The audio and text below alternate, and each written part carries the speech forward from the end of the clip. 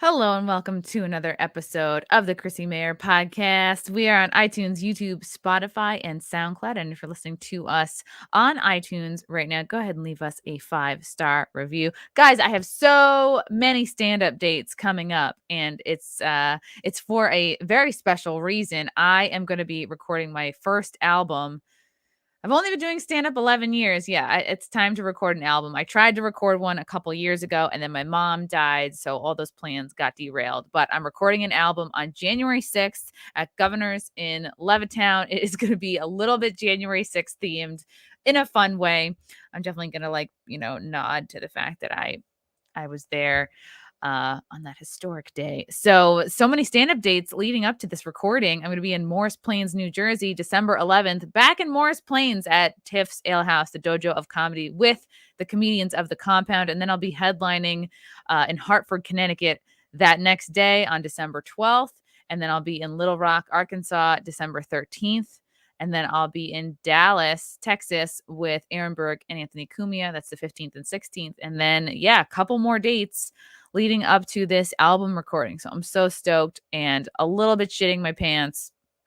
But it's overdue. It's overdue. It was overdue 3 years ago when I first attempted this. So I'm very excited and it needs to happen. And I'm sick of people being like, I need to find your stand-up, Chrissy. And then they find like a very old YouTube clip and they're like, oh, she sucks. So at least listen to the album. And then if I suck, at least, well, I've tried. So yes, very exciting about that. I want to give a quick shout out to our sponsor.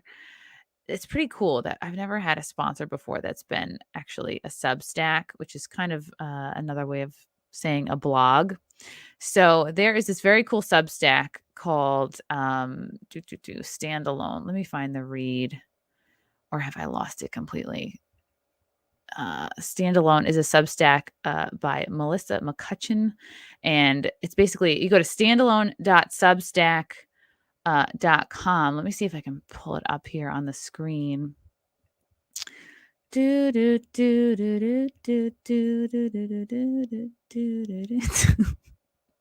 getting back into the swing of things, guys. It was my birthday on Thursday. I turned 38. I don't feel 38.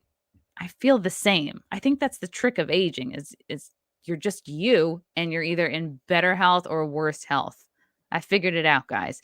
Anyway, here's the Substack here, standalone.substack.com. Standalone. It was written by this woman, Melissa McCutcheon, and she talks about how she actually had to leave academia because of how corrupt it was. And she has a really great firsthand account. So you can go on here and she's got different like tidbits, like how to handle all the issues that we talk about, free speech being in danger, the woke kind of taking over, the different traps that we fall into. So highly recommend you guys subscribe to this Substack, which I didn't even hear about before I heard about this one, but it's standalone.substack.com. Check it out, guys. Very cool, interesting read. And I'm very excited to have this gal on. She is a regular on my other show, Wet Spot on Compound Media. And if you're a fan of the Chipperson podcast, you will recognize her right away as she is the co-host of the Chipperson podcast. She does many things. Zia Land! Hi! Zia Anderson, how are you? I'm good. How are you? Thank you for having me on. Happy birthday. You absolutely do not look 38. I 100% thought you were like 32. Stop. And like really every woman who's kind of a little bit public, I don't know if you've ever thought of this, but I feel like there comes a time where you're like, am I going to lie about my age or am I not? And I was just like, I can't, because it's just, I have to, first it's a lie you have to keep track of. You're like, what am I telling people this year? And I've also over the years, I've known men over the years who have lied about their age, men in stand-up, and I have immediately lost respect for them. It's like, men, like, you guys are the ones that you are allowed to age. Like, come on. It's like, So yeah, guys a lot of times will look better with age. Like it's ridiculously unfair. Like I'll see guys when they're younger and as they get older, I'm like, oh, you actually look better now. What is this bullshit? And I'm over here like, oh God, in the mirror, like, is that a fucking wrinkle? I don't like talking about my age. You're right. If you're in the, like, I don't lie about it. I've said it before and I think some people know, but I just don't like talking about it. Like people will come into my Twitch chat and ask me and I'm like, shut up.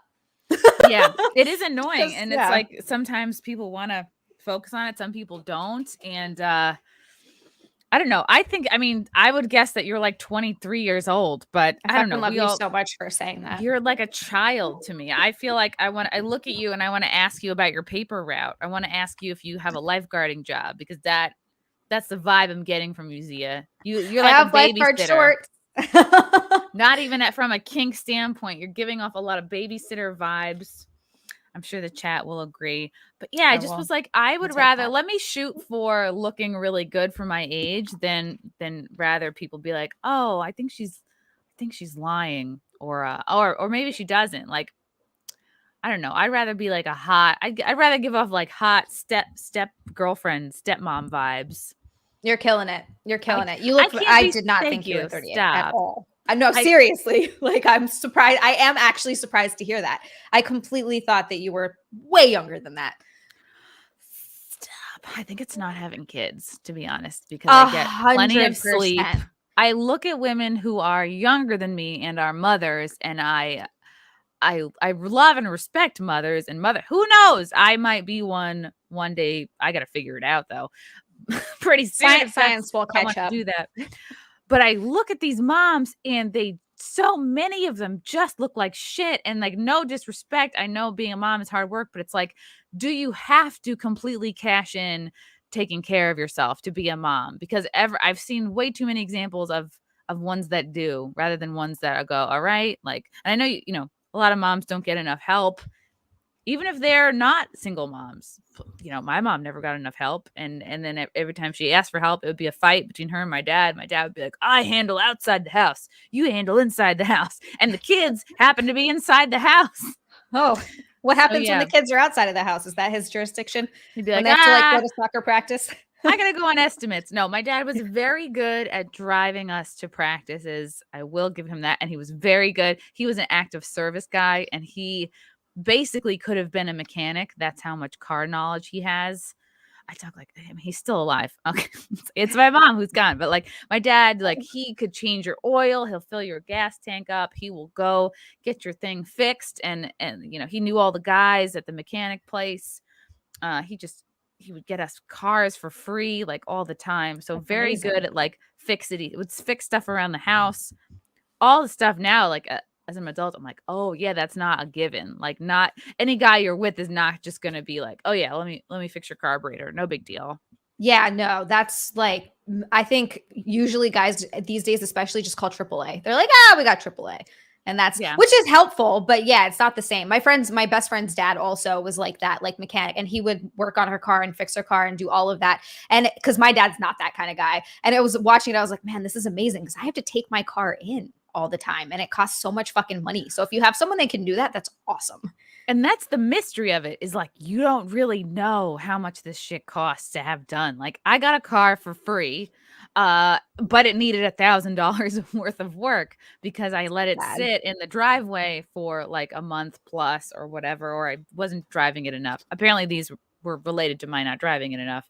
And the whole power steering belt needed to be charged. And this guy is like, oh, this particular is a real pain in the ass job. It normally is quick, but this one's going to take like 3 hours. I'm like, is this his script? Like, does he know I'm like a dumb woman and I'm not going to be able to tell how much work is involved in this job? And that was when I was like, fuck, I kind of wish my dad was here to look at this to be like, is he lying? Is this something like that $1,000? It's like not nothing. Although and then I'm like, all right, well, I got the car for free. So I'll just tell myself I bought it for $1,000, but I'll never know. I'll never know if it was an annoying job or not. I just had to trust Tom, you know? Yeah, no, I think that all the time. Whenever I take my car in, I try to do as much research beforehand because, and a lot of, you know, it's not all mechanics are like that. Like I've been to really awesome, great mechanics and everything, but there are definitely ones that will take advantage of you, especially if you walk in as a girl and they're like, oh, this fucking idiot doesn't know what she's talking about. And I fucking don't. So I'm like, God damn it. Like, are we, especially when it's an expensive job, they're like, it's going to cost $2,000 for blah, blah, blah, blah, blah, blah, blah, blah. I'm just like, oh, is it really in my mind? I was like, I really didn't want to spend more than 8. I don't know, but that's the thing is I don't fucking know. And the chat seems to think that I was hoodwinked. What is even the point? I was like, oh, should I talk to my dad about it? So what? He can tell me that I was dumb and paid too much. I don't have time to like shop around with different mechanics. I don't have time to learn to change my own power steering. This was like a Ford. By the way, this is an old car. This is like a 2010 car. And I was like, do you foresee other shit falling apart on this car? He was like, no, the Ford Focuses are pretty good cars. So I don't know. He had a kind of a trusting face, but I don't know. I don't know if it's because my upbringing, my dad and all his buddies were car guys. So maybe I'm trusting that because, you know what I mean? That's what I grew up in. The smell of oil is like comforting to me. Like gas stations are. Frank was making fun of me for this the other day. I'm like, I feel like at ease in a gas station, like around mechanics, because I just feel like they're real dudes. That's that for me, my feeling at ease and like that nostalgia comfort smell is like stale beer and cigarettes, because I grew up around my dad having like band practice with all the guys and like drinking and parties and weed too, like all that stuff. Your dad is in a band?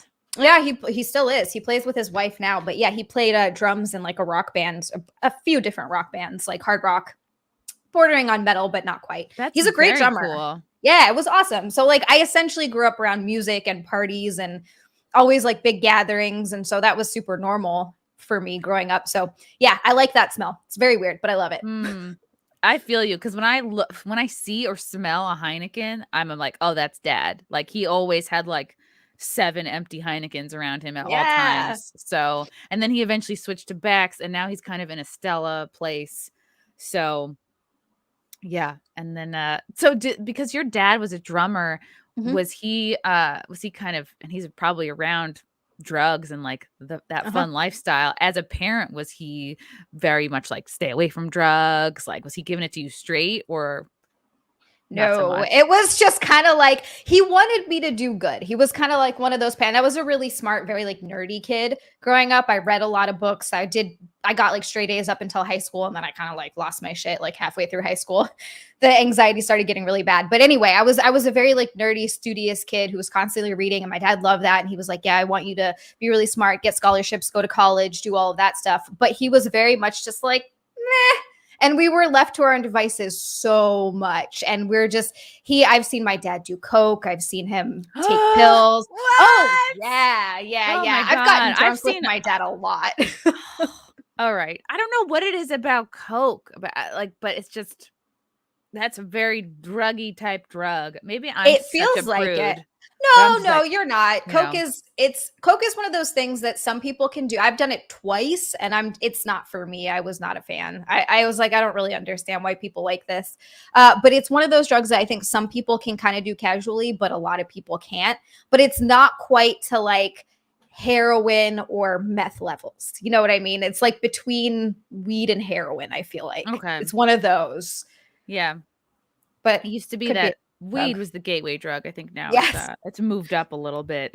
It's moved up a bit. Yeah. My sister was fine when she was just smoking weed, when she was just a little pothead. And then she started doing coke. And then, all of a sudden she's a meth head. And we're like, okay. Oh, no. Wow. She's yeah. So, okay. Interesting. Do you feel like your dad or like your parents kind of, well, it's hard to know. All you know is the life you've led. I was going to say like, do you feel like you leaned towards it more because you saw it around you growing up? But no, I would say for me, it just desensitized me a little bit to a point where like, kind of a lot of these things aren't necessarily a big deal. And for me, it was okay because I got exposed to this stuff and I tried it. And then not everything, like I never did meth or heroin or anything like that, like nothing hardcore. And I tried a few things and I was like, all right, this is whatever. And now I don't do anything. Like I'm sober from alcohol because I've had problems with that. But when it came to drugs and stuff like that, I never had any issues. And I was like, all right, I've tried this out. Some of it's fun, some of it's not so fun, and I'm good. Like, I don't know. I was never a problem for me. And I think a lot of that depends on the person. My sister clearly has a very addictive personality, and drugs are, her pretty much, well, alcohol too, but drugs are, they fucked her up really bad. Are you guys close? Yeah, we were really close growing up. because we lost our mom when we were young. I was 6. I was almost 6, and she was 3 or 2 or 3. Yeah, she was really young. And my dad is, he was off playing his music and doing his thing, and he loved us, but he wasn't like the most attentive parent. So, and he's a very sweet man, and was always very loving and around and took care of us, but he was just kind of off doing whatever he was doing. So it was really me and my sister growing up a lot of the time. Did you feel like you had to kind of take care of her? Oh yeah, absolutely. And my dad sometimes too. I felt like I was taking care of my dad sometimes. That's what happens. Like, when your parents aren't really fully present, I was kind of like that way too, but like my parents weren't doing drugs. They just like, I feel like emotionally they needed a lot from me. Mm-hmm. So in that way, I felt like the roles were reversed. But man, that is very young to lose a mom. I feel like, oh man, I bitch. Like, I lost my mom at, what was it? I was like 35, 30. Yeah. I was like 34 when I lost my mom. And then I'm like, oh, she got to have her mom till she was 67. And most people have their mom until, they're like 80s, 90s. She was like 71. She died. But then, right? Like you lost your mom super early. So she was young. I don't think it matters when you lose your parent. It's going to suck no matter what. Like it's going to be, nothing prepares you. Nothing can possibly prepare you. You're just like, oh, but you just have this flung into space feeling, like you are catapulted into being on your own. Enjoy. Like you have all your memories you're ever going to have. There's no more new pictures of your mom that are going to come out. There's just like, woof. There's no Can't more call like them. Yeah. Can't be like, you ever get, I mean, I didn't have this because I was so young when I lost her, but I've heard other people talk about this, have that feeling where something good happens, or like you get excited or you get bad news or whatever, and you're like, oh, I want to call my mom, and then that realization hits you that you can't. Oh yeah, and there's so many days that remind me of her. Like you think, oh, it's just gonna be, she died in August 2nd. Like, all right, her death day obviously is gonna be a thing. Well, but then her birthday was like in July, and then it's Mother's Day, and then it's my birthday, which just happened. I'm like, fuck, it's so many days. Oh, and now it's like also the summer, because she just loved summer. Like that was her. That's when she was sort of like come alive, and she'd like go to the pool and like to chat everybody up. And then it's like also New Year's, because there was a funny story from New Year's where she like didn't know what bottle service was. So she just thought everybody had free juice out. So she was like, oh, I have some cranberry. And I'm like, Mom, that goes with their alcohol. That's not for you. So yeah. Oh my God, though. But you lost your mom so early. So it's almost like, is it better in a way? Because I don't think I have any memories from like being 6. I remember very few things about her. I remember a few things, like I remember her cleaning. I remember one time my dad forgot to pick me up from preschool. And so I was the last kid sitting there, and my mom runs up all frantic and covered in paint because she had just been painting our house or whatever. And she like came to get me. I remember that, like things like that, small things, but not a lot. I remember the night she died really clearly. That I do remember. I think probably because it was very traumatic. So you sort of like hold on to that sort of stuff. But yeah, what happened, if you don't mind me asking? It's okay. It was a long time ago. So it definitely, I talk about it. It was a car accident. Oh my God. Ugh. Yeah. It was one of those shitty things where there's not like anything you can do about it. You're not prepared for it. The neighbors called the cops because my dad was crying so loud on the porch, and that's what woke me up, was my dad crying. And then the cops, it's a small island and everyone knows my dad. He's like one of those really big personality guys. Yeah, from Hawaii, exactly. Sorry, I feel like I didn't say that.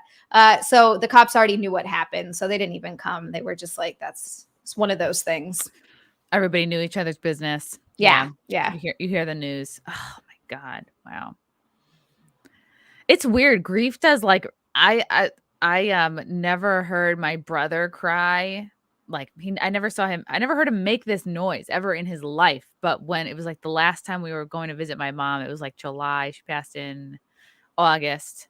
So it was either like June or July. And he had come out just for like 24 hours just to see how bad she had gotten, because like, I don't know. I think her and my dad, and maybe also the nurse, like they did a shitty job of communicating like how terminal she was and her timeline and how bad she was getting. So my brother and I were just like, horrible. We gotta see like what's going on here.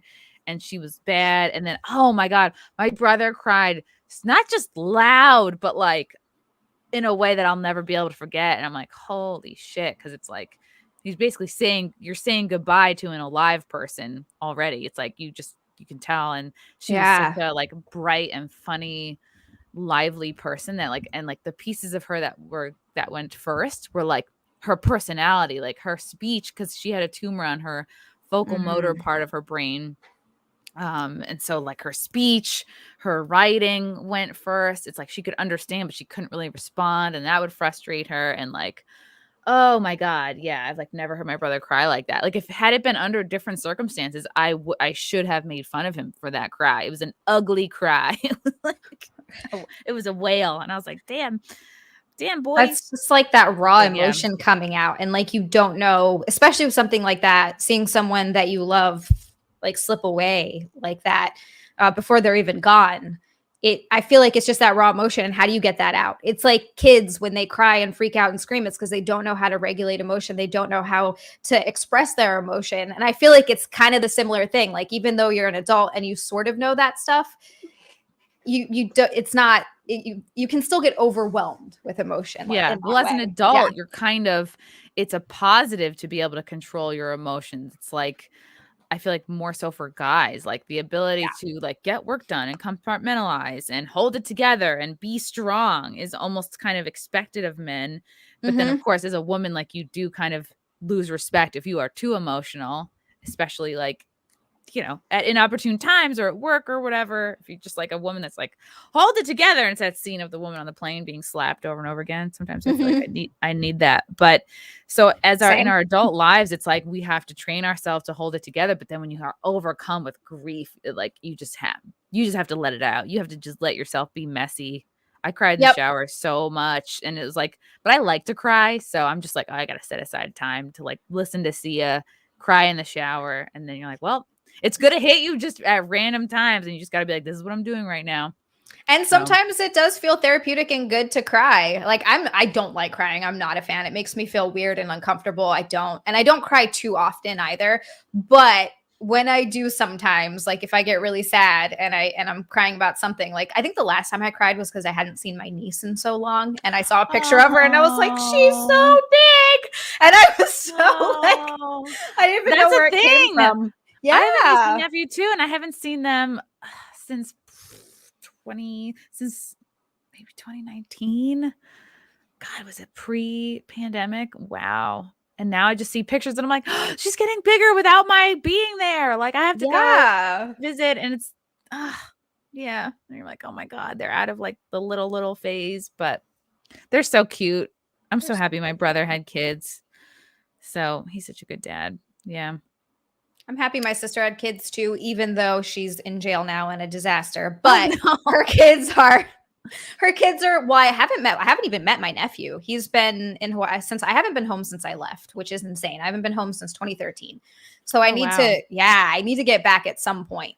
But my little sister had a son and a daughter. And I haven't met my nephew, but my niece is, oh my God, she's so sweet and so special. She speaks Hawaiian fluently. She speaks and reads and writes Hawaiian fluently. She obviously speaks English too. But I'm dumb for not knowing Hawaii. Hawaii had their own language. It's Polynesian, right? Or is that the culture? That's the culture. But yeah, Hawaii, there's a Hawaiian language and there's a Pidgin. You're not dumb at all. Who gives a shit about it? Hawaii is this tiny island. Can you say something in Hawaiian? I know like random words and phrases, like mahalo means thank you. And a lot of people don't know that there's not really a word for you're welcome, but you could say like a'ole pilikia, which means like no problem. Things that I grew up saying, like Melikilikimaka is a thing to say. Yeah, Melikilikimaka is Merry Christmas. Oh, and for your birthday, ha'oli lahanau. Happy birthday. Ha'oli lahanau. It kind of just all sounds like 3 different words that you alternate. Yeah, I think the alphabet is like 12 letters or something like that. Yeah. Oh, wow. It's a small letter. I don't know if it's a small language, but it's a cool language. I wish I knew more of it, but I know Pidgin, which is, I regret saying that because Pidgin's a super weird language. Oh, I do too. Want to hear some? Yes. should have known. Perfect. Every pigeon knows. And then just pecking. Killed it.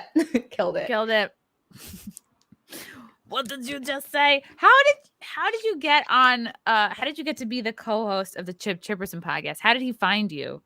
Oh, I found him kind of. So I was a fan of Chip since he started the podcast, excuse me. Can't fuck that up. I was a fan since he started the podcast. I fucking love Chip. It's so stupid. It makes me laugh so hard. It does. Yeah. Yes, it's ridiculous. I love it. And I love Jim. My dad was a big comedy guy. So I grew up knowing like who Jim Norton was and a lot of those. Wow. Okay.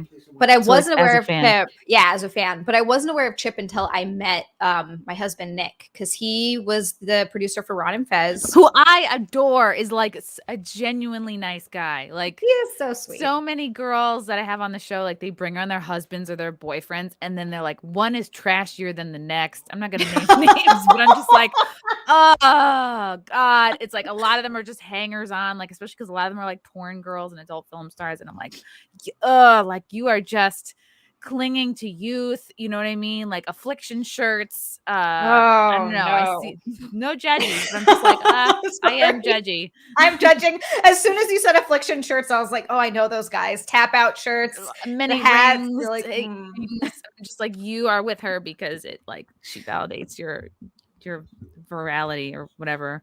Vitality, I don't know. Man stuff. I get it. Either or. Same. Yeah. I know what you're saying. Everyone wants to be with a hot girl. I get it. But I'm just like, oh, it's like a stereotype almost. But anyway, yeah. Nick is a delight, like just a joyful, good soul.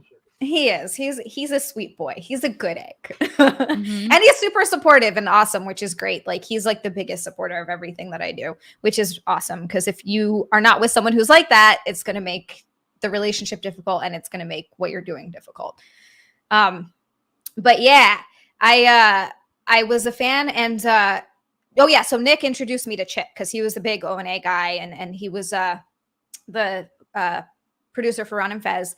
And so he was like, oh yeah, this is this character that Jim does. And I started watching it and my sense of humor is ridiculous. So I immediately was like, this is amazing.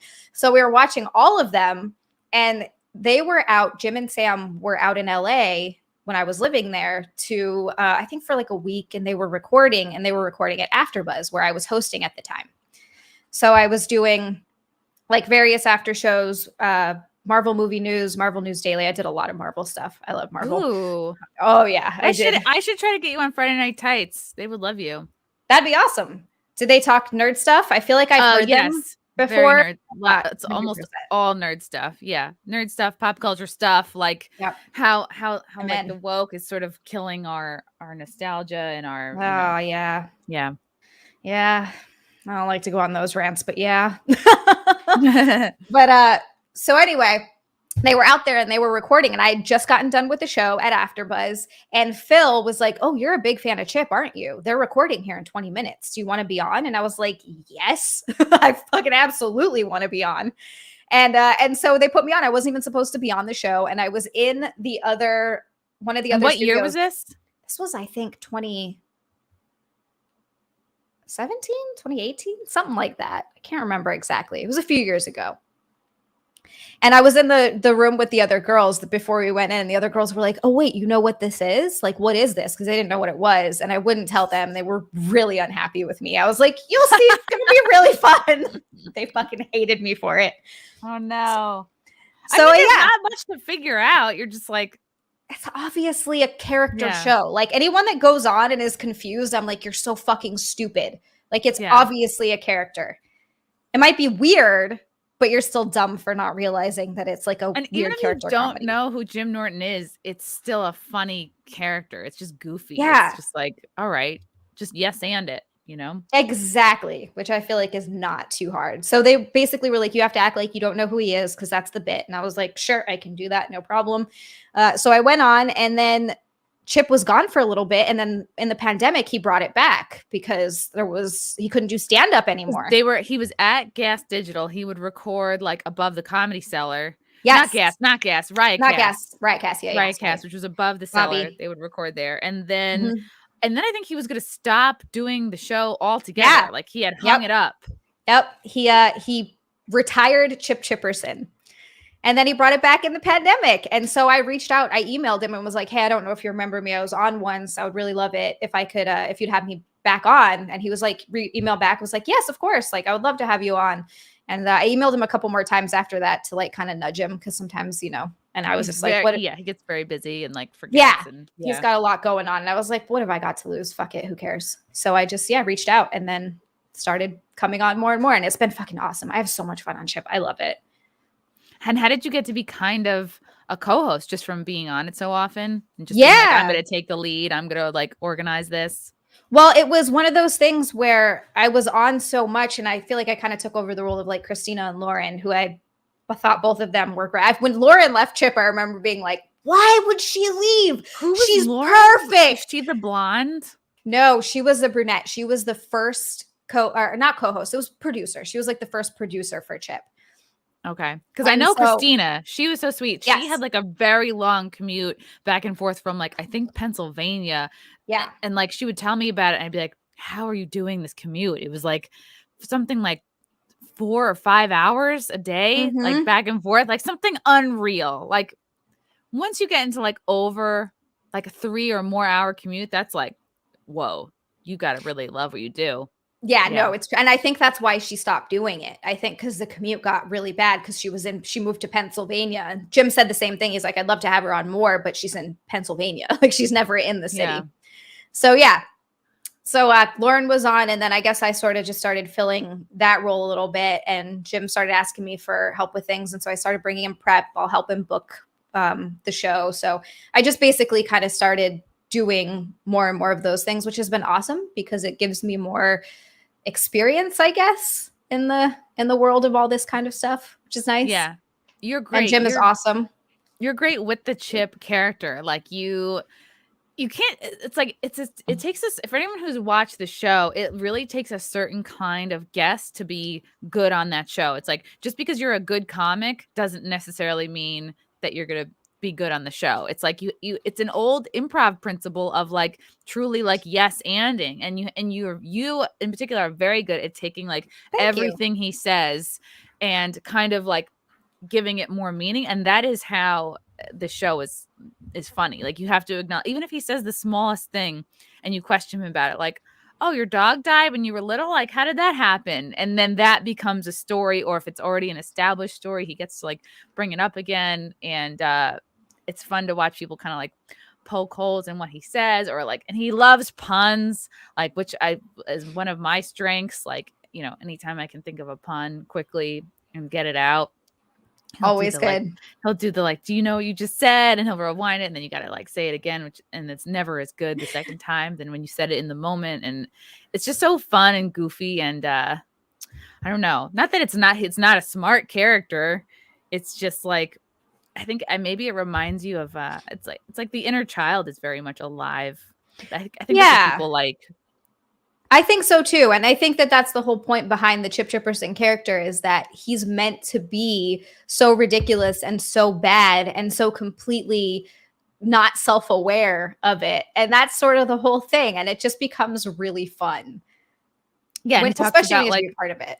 Like how he is with like the ladies, like he has this bad, like, and I don't know how it's gotten. I guess over time he's like not brushing the wig, but like the wig is like twisted and weird, and like you're clearly not, like, I own several wigs, so I'm like getting to know about wig care. It's like you got to brush them through, sometimes you got to wash them, sometimes you got to hang it up, and it's like I think he probably just throws it into a bag and then takes it out. Oh yeah, and it's like just crunched. It used to be like this flowing thing, and now it's just like looks like half a dreadlock. And it's so funny though. It's like part of the charm. And then the face that he has to hold like for an hour plus 2 hours. It's like the most impressive part to me is the face that he holds. I don't know how he does that. Like I've tried before, because people are like, do Chip, like, and I can't do it. I don't know how he does it. It's amazing. Same thing when he does Doug, which is his newest character that Jim loves.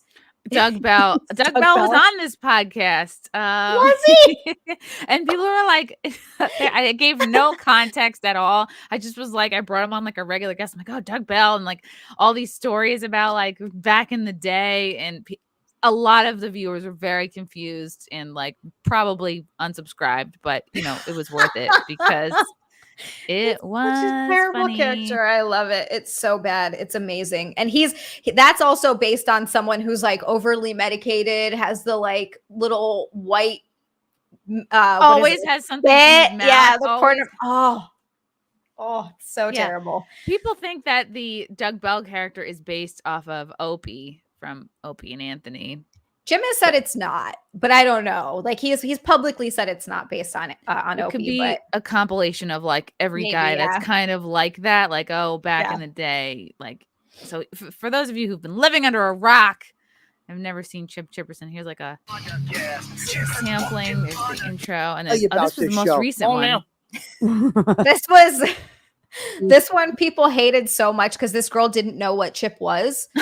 I mean, that does sum it up in one word. How do you know? Yeah, hold on. Fix your hair, Daddy. He does the what did Lainey tell you? Lainey's your publicist. Yes. And what she and he's say? one of Lainey's girls, right? Or is she there? No, she said, "Hey, I was he's there in studio. Yeah, 2 hours ago. This is at Gas Digital. Oh, you haven't done to it. Good studio. I filmed some episodes there. So was she given no prep on what this was? Flat iron and all that. So this was a weird one because we couldn't find anyone. My mother put an iron on my for the podcast, and we were it was the last minute, and we asked everybody, and we couldn't. Along with my mother's friend. Oh no, that happens. Yeah, so we couldn't find anyone. So I guess he talked to Lainey, who manages a lot of those the porn girls who do porn and things like that. Yes. Get rent money somehow.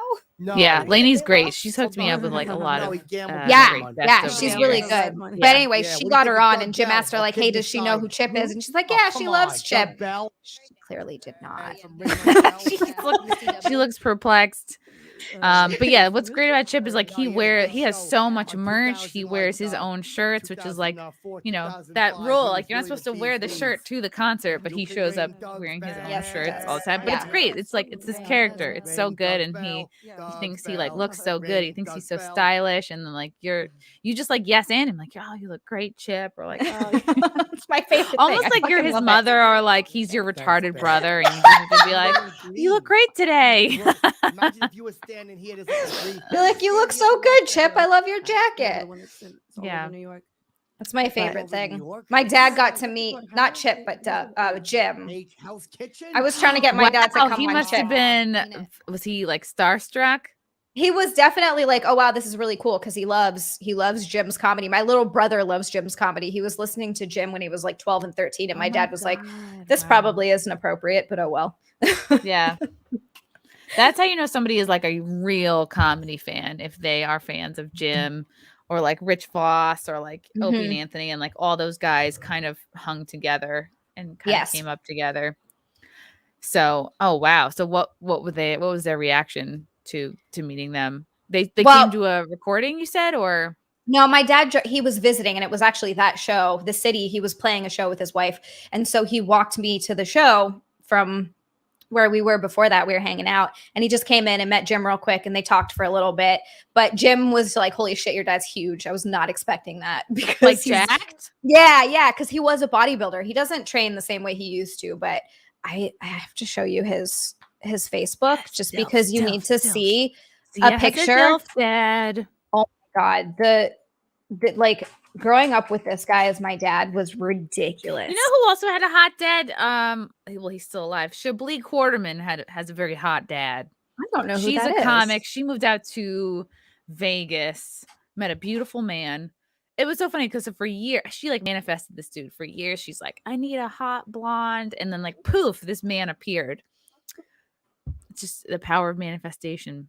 You can share it if you want, but I dropped it in the private chat, and it's his Facebook, and his banner photo is like what like when I was growing up. That's how he looked, and it was ridiculous. Oh my God! All right, what? Okay, I'm gonna show this. How old is he here?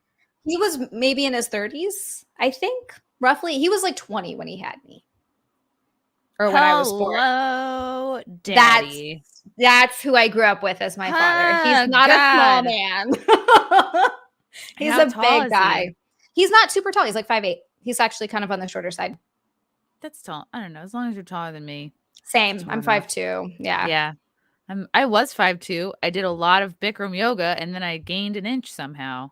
Did you? No way. For real, I'm now 5'3". Yeah. There's your I'm dad. gonna do some. That's his wife. I'm gonna do some yoga. Cute. Oh yeah, it does. It legit stretches your spine out. So anyone who wants to maybe gain an inch, it's possible. It truly is possible. I would love to be like 1 inch taller. I don't mind being short, but 5'2" is pretty small sometimes. So your dad's ripped. Wow. Did that at all shape your picker for guys? Like, did you ever have a phase where you're like, okay, I have to go out with like a jacked guy? But whatever, everybody likes that, you know? No, I don't. I'm the exact opposite. I think because growing up with my dad, I associate my dad was very loving and he was very affectionate, and I associate that with like father. So I can't date muscular guys. I hate it. I don't like it a little bit. I've gone the opposite where I've dated very skinny guys, and that's kind of been my type forever. Yeah. Like my dad was not hot. I mean, he has it makes me feel nauseous, like to talk about your dad's body, but like he was a landscaper growing up, so he always had a very physical job, and he's German, so like we all grew up with eating disorders because we just he just even at Thanksgiving, no, you went for a second half point, it was like, what are you doing? Finish your vegetables before you go for any kind of for sure. Definitely it's an ingrained, but that's how Germans are anyway.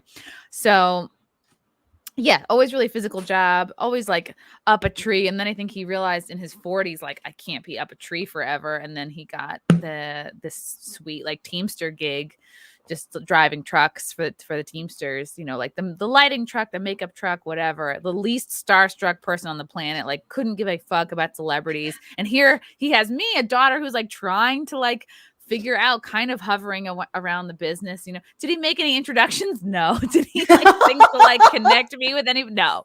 Like, thanks, but Dad. That's fine. I feel like my path I feel like I had so much rejection in my life for a reason, so that I could end up like where I am, kind of like fighting for free speech and kind of like, you know, fighting for the underdog or whatever. So if I had gotten a mainstream kind of like Hollywood path, I think I don't know, I would have had more conflict, I think, because then you would have had more conflict. I'm going to leave all this money to do what is right. Like for me, then you're going to get scrutinized too, to a point where like I keep seeing it happen to so many any famous person, where like some weird old tweet is dug up from like 10 years ago, and it's just like a stupid joke, like something so ridiculous and suddenly they're canceled over it, and you're like, hold on a second. Now we're canceling people for old jokes. Like nobody, that's going to be everyone. That's going to be literally everyone. I just don't understand that. So you would have to then go through all of that. Like now I feel like you're out there and you're owning it, and you're like, no, fuck you, which you've already started out that together. Way. Yeah. A couple years ago, I went through my old tweets, I think, because I was like, let me see if I have anything. And I had just like half ideas, like half jokes. It wasn't, you know, it might have been a couple like things that were racist, but they made me laugh. And I'm like, okay, these aren't great jokes. So I deleted them for that reason. But now it's like, if somebody were to dig up something, I would double down. I would be like, no, like that was very, you know what I mean? I have no respect for these guys who are like, just turning their backs on their former work or their former jokes and being like, oh no, it's like, fuck you, you're successful. Like Seth Rogen. Oh yeah, all of them. I used to love him, but I've lost so much respect for him and his dumb shit that he keeps saying. I'm like, really? Yeah. And like, I don't really talk about politics, and I don't really get into it very much because it's not my thing. I've never been into it. But I've always considered myself a fairly liberal person, or at least thought I always have been. But and I guess I lean one way or the other, depending, I guess, on the issue sometimes, whatever it is. You're like a normal person. You're just like if it, whatever, you're not like okay. Far. Yeah. You're not about to like tip over a statue. Yeah, exactly. I don't get really crazy either way, depending on what it is. But I have so much respect for people like Dave Chappelle, that because free speech is one of the most important things that we have here in this country. Like anybody that bullets hate speech, it doesn't matter. Even if it is hate speech and someone's legitimately being a hateful fucking asshole, you can still look at him and be like, oh, that guy's a fucking dick. But he should still be able to say it. And I hate people being like, well, free speech isn't they're confusing it for hate speech now. For hate speech now to a point, but it's like, but they still need to be able to say those things. And don't you want those people out there in the open? I don't know. I do. Right. Like, don't you want to know who they are? And it doesn't mean and then you have to be careful because there's a line, right? So you're like, okay, well, this is hate speech. They should have consequences. Like, but what's the consequence? They don't get a life. Like they lose their entire livelihood. Work. They're gonna die. Yeah, like what? And then that line gets blurrier and blurrier because it's like, well, what constitutes hate speech? Someone who doesn't have any hate in their heart and just makes a silly joke that you deem offensive. You can offend anybody with anything. So it's gonna get to a weird point where it's what is it? Is it Demolition Man? In the future where like you can't swear. Yeah, we're going to get to a fucking weird point where it's like that. So anybody who's like, well, you know, freedom of speech doesn't mean hate speech. Yes, it does. It means everything. Yeah. Like you might not like it, but that's what it is. True. I get offended at some of these like far leftist comics because I'm offended at how far from comedy like their performances are. But am I going to stop them from like getting their bag, from getting work? Am I going to call up venues and try to have them? No, I don't have time for that. Like I'm focusing on my own success. It's crazy that people spend their time doing that. I'm gonna get to a couple of super chats from nothing John Snowden for 5. Good morning, Chrissy and Zia. Happy belated birthday. You were killing it on Friday Night Tights last night. I loathed several times. Yeah, this is a show that I was mentioning to you, Zia, that I have to get you on there. They would love you there. From Brian S. Appreciate the thighs. Do you mean Zia's thighs or my thighs are? You can't see them. All thighs. All thighs Appreciate matter. all the thighs. Yeah. True. All thighs do matter.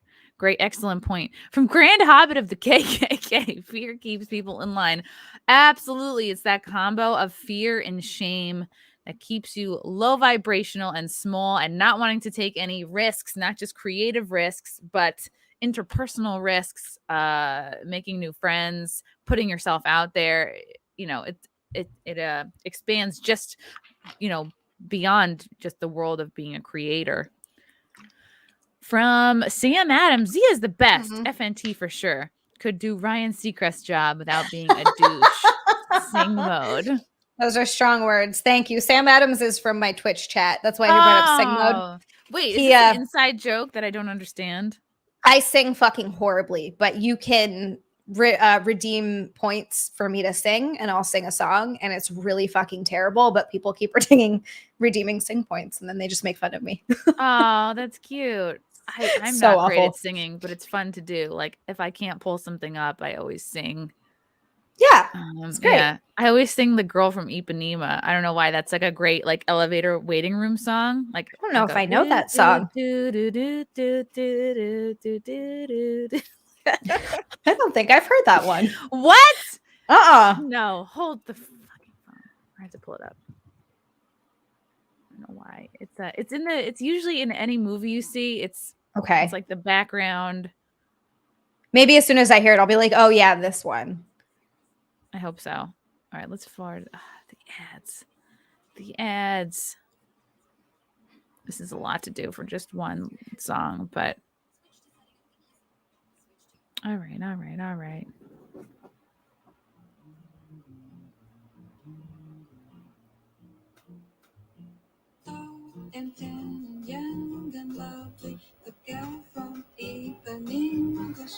It sounds vaguely familiar, but I don't know if I really know it. What the fuck? Maybe you're just young. Maybe, yeah, maybe I just missed it. But this is great.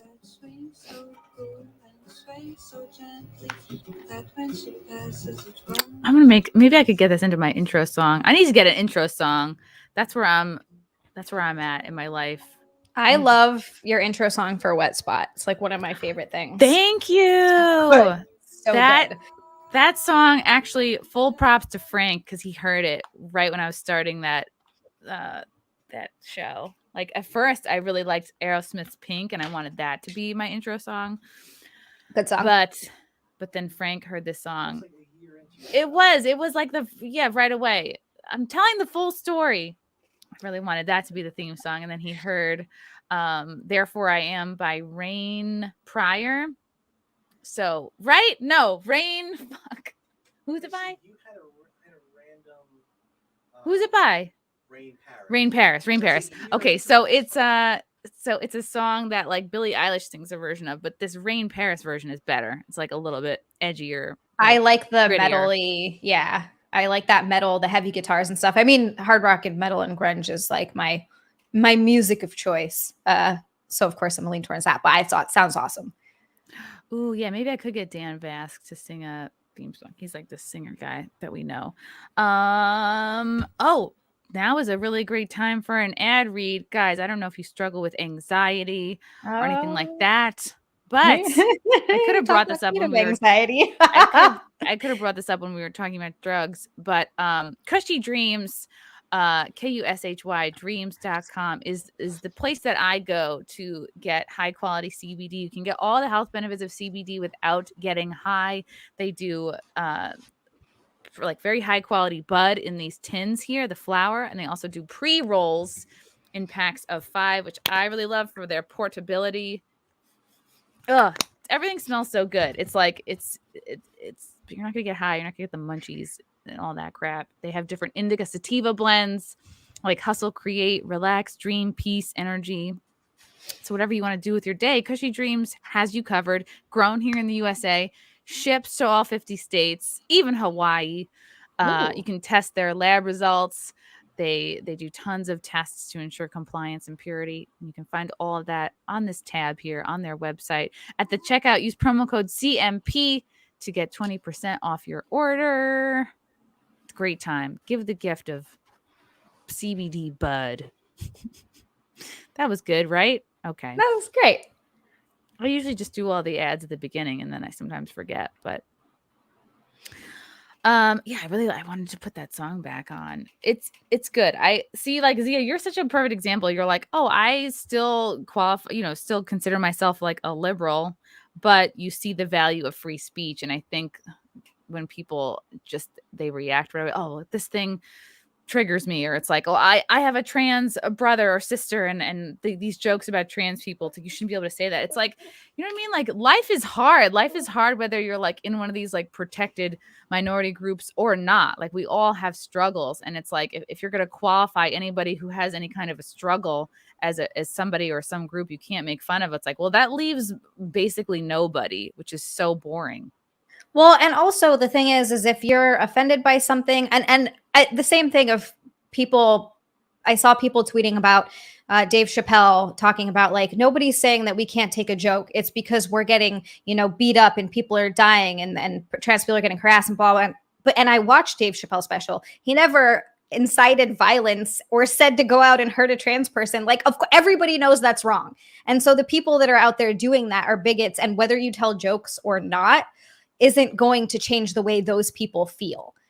Right. You're not making their lives easier by not telling jokes. No, exactly. That's not going to change anything. And I think that you can support something and still make fun of it. And if you don't like the joke, you can just not listen to it. Yeah. Right. It's that same sort of thing where people do, and I see this happen all the time. And I see, even sometimes I'll see, what's the word I'm looking for? My brain's not remembering it. But anyway. Yeah, where people will be like, well, I don't like it, so it shouldn't exist. Okay. Yeah. Like, classic cancel culture. Classic, like, yeah, I don't like pesto. That doesn't mean other people can't enjoy it. Like, midgets kind of creep me out. That doesn't mean other people can't enjoy them. Yeah, whatever it is. It's like, I just don't understand. Like, and even if you're always going to be offended by something, I'll every once in a while find myself being like, ooh, about something, but it's an easy thing to just be like, Zia, and move on with your life. Your mom's on the phone. Oh, wait, she's dead. That was a little late. That was great, Nick. Nick, we could have used you like 20 minutes ago when we were in the grief section. Yeah, we were talking. That was like 20 minutes ago. We were talking about that. Oh, being offended over. Oh, he said this. Yeah. Okay. He's talking about being offended over jokes. Yeah, that's what he was getting at there. I thought I was about to be like, wow, this is amazing. She's back from the dead and she's calling you first. She's calling me. Oh my God.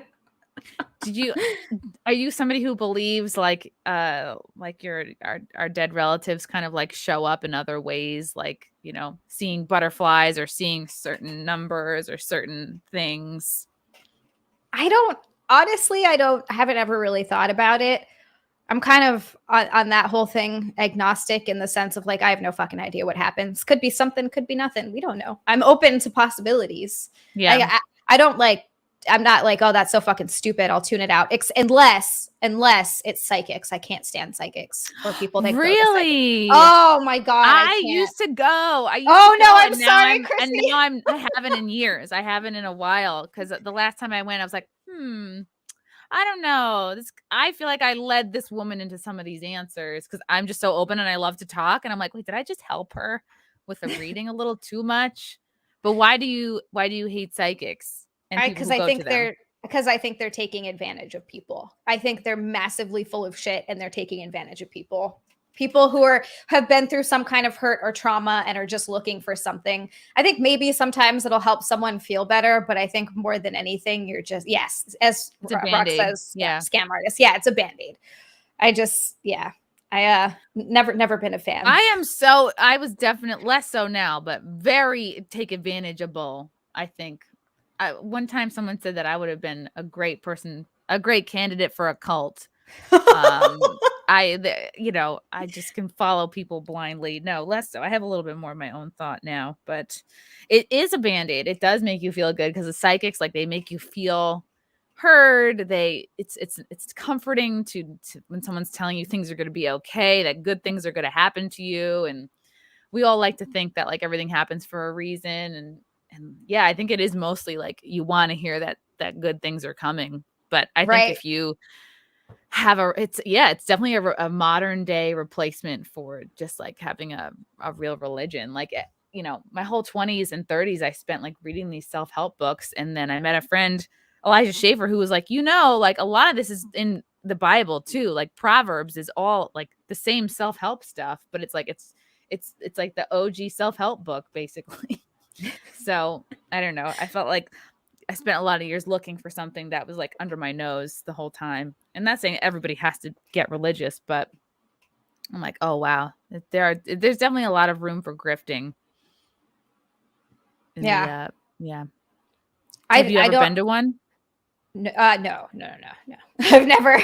I might go just to check, maybe for like if I wanted to talk about it or something on a show that I was going to do. But otherwise, no, I wouldn't go just to go. And I wouldn't. I wouldn't give them anything. This was like probably last time I had a full reading. I think maybe it was 2014. I remember you had an appointment. I think this guy was based in upstate New York. Oh God, I think his name was Tim Smith. Like came highly recommended, and a very generic name, right? And you sit in your car and it was maybe an hour or two, and he does a full chart reading, which I think is a little bit more legit than just like a psychic, and then you get the recording and you can listen back to it. I think it's a little bit more. I don't think we're here by accident. So I think there is something to looking at how the planets were aligned the day that we were brought to life. But like anything else, you shouldn't put all of your eggs in one basket of anything. Yeah, I agree. Same sort of thing with religion. I don't mind people who are religious, but I have a cousin who's to a ridiculous point where he's like, everything happens for a reason because God decided it. And I'm like, okay. Oh, yeah. He's a nice guy, but he just gets really into it to a point where it's like, all right. And I'm not shitting on anyone who's religious. I could care less. Whatever you believe in that makes you happier or feel good. And again, I'm very agnostic in the sense of religion could totally be right. I don't think that what people have written is exactly what it is. And I think that's where the fault comes in with religion, is because humans wrote it. But it could absolutely be right. It could be something else. It could be something we couldn't comprehend. It could be nothing. We just have no fucking clue. Right. So I'm open. I believe there are genuine channels. There are genuine mediums, whether it's for the word of God or whatever, but also humans are human and want power and money and fame. So it's how it would be impossible to separate those two kinds of people when forming anything, a religion, government. Usually the people who are leading are the ones that want power and that are not doing it for good reasons. So it's good to be skeptical. Yeah. But also do what makes you happy, as long as you're not hurting anyone else. I'm such a big fan of just doing whatever makes you happy, as long as it doesn't hurt anyone else. Yeah. Because at the end of the day, who cares? People spend so much time being mad at what other people are doing. It's like, just worry about yourself, man. If it's not affecting you, just get the fuck over it. Like, I don't know. Yeah, totally. Oh yeah, Jordan P. Peterson's School of Christianity. I think there is something to be said, like if you are following your path and you're doing what gives you joy and meaning, and the harder you work at that, I think there's like luck, but I do believe things do come to you and you can manifest, like when your energy is directed at something and like things start clicking. I actually believe that too. Yeah. I actually totally believe that. Manifesting is one of those weird things that I sort of got on board with, and I do believe it. Because I think it's not just about like sitting on your ass and manifesting and be like, no, I'm going to get it. It's when you're manifesting and going after it. It's that combination of things, I think. Yeah. Yeah. It's not just going to land in your lap. Speaking of landing in your lap, you're on OnlyFans. It's a terrible segue. If people are interested in your OnlyFans, are you still doing that here and there? I am still doing it. Yeah. You do a lot of cosplay stuff, which is fun. And if people want, you have an Amazon wish list. So if people want to help you do your cosplay thing, you have some like cute kind of costumey things on there that they can send you and other gifty things. I'm still getting, I have an Amazon wish list, but it's really like 90% books about conspiracy theories. So. That helps though, because then you can talk about it. Yeah. It like helps if you want to send me a book about the World's Fair. Nothing wrong with that. Yeah, if you want to check out my OnlyFans, check it out. It's an awesome way to support me, and you get to see some pretty awesome, spicy content there. It's twitch.tv. Twitch too, I also stream. I'm so used to plugging that. Onlyfans.com/Zealand. It's XIALAND. That's a good time. Good time for all. Yay. And follow, what are your other social media things that people can follow you on? At Zia_land on Twitter and Instagram, XIA_land. I'm getting really close to 10,000 followers on Instagram, and I just really want to use this swipe up on feature. Instagram. Yes, yeah. I had it. It's a great feature. And then my Instagram is deleted. So I'm at like almost 9,000. I'll get there eventually. But everyone follow Zia on Instagram. Thank you.